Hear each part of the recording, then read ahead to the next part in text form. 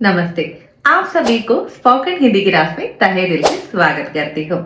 Normally Hindi സംസാരിക്കാൻ വളരെ ബുദ്ധിമുട്ടാണെന്ന് എല്ലാവരും പറയാറുണ്ട്. എന്തുകൊണ്ടാണ് അതെന്ന് നിങ്ങൾ ചിന്തിച്ചിട്ടുണ്ടോ? ബേസിക്കലി 3 കാര്യങ്ങളാണുള്ളത്. ഒന്നാമതായിട്ട് വൊക്കാബുലറി അറിയില്ല എന്നുള്ളത് തന്നെയാണ് വലിയ പ്രശ്നം.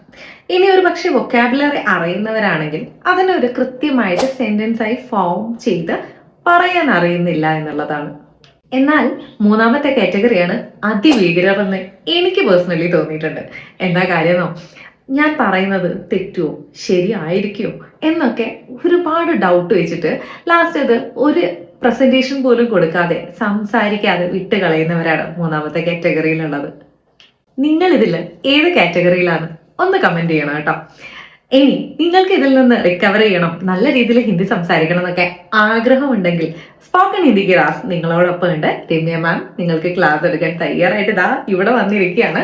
So happy to welcome you all.